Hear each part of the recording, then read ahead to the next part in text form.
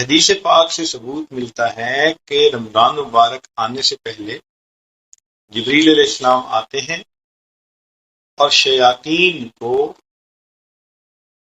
ہتکڑیاں لگا کر قید کر دیتے ہیں تاکہ امت محمدی صلی اللہ علیہ وسلم کے روزہ داروں کے روزے کو خراب نہ کر سکیں۔ اب اگر شیاطین بڑے بڑے تو قید ہیں، پھر رمضان میں کوئی گناہ کرتا ہے تو وہ کیوں کرتا ہے؟ بھائی شیاطین تو قید ہو گئے۔ تو اس کا جواب یہ ہے کہ یا تو وہ جو چھوٹے چھوٹے شتونگڑے ہوتے ہیں اس کے لیے وہی کافی ہے، اس کو بہکانے کے لیے، بھٹکانے کے لیے بڑوں کی ضرورت ہی نہیں، چھوٹے چھوٹے ہی کافی ہیں۔ اور بعض نے فرمایا کہ نہیں، جس طرح لوہے کو بھٹی سے نکالیں تو نکالتے ہی ٹھنڈا نہیں ہو جاتا،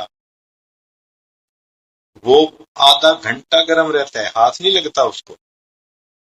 تو جو نفس گناہوں کی بھٹی میں پڑا ہوا تھا، اگر کوئی بندہ اس کو رمضان میں نکال بھی لے تو رمضان میں بھی اس کی حرارت محسوس ہوتی رہتی۔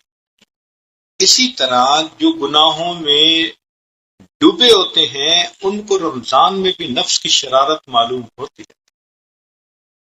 ایک چیز تو کنفرم ہو گئی نا کہ رمضان المبارک میں جو گناہ کرتے ہیں تو اس میں بڑے شیاطین کا ہاتھ نہیں ہوتا، نفس کا ہی دخل ہوتا ہے۔ تو گویا یہ ہماری روحانی بیماریوں کا لٹمس ٹیسٹ ہو گیا۔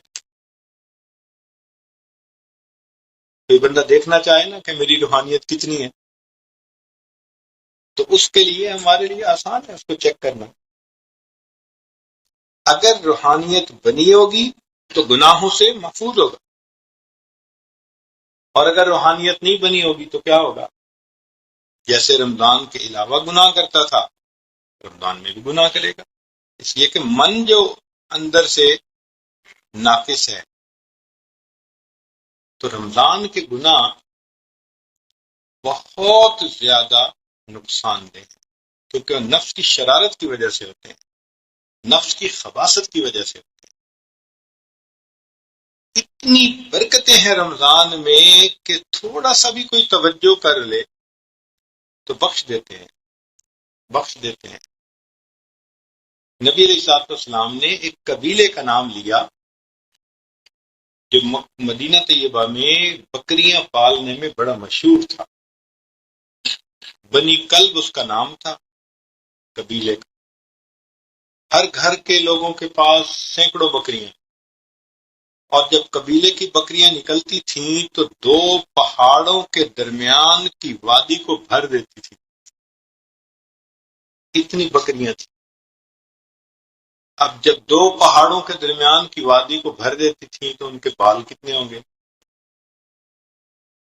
نبی علیہ السلام نے فرمایا کہ رمضان مبارک کی ہر رات میں بنو کلب قبیلے کی بکریوں کے بالوں کے برابر جہنمی جہنم سے بری کر دیا جاتا۔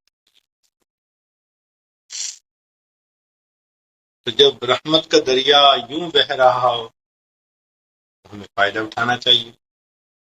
اس لیے جو رمضان میں بھی اپنے گناہوں کی بخشش نہ کروائے تو وہ تو بدبخت ہے سیدھا سیدھا۔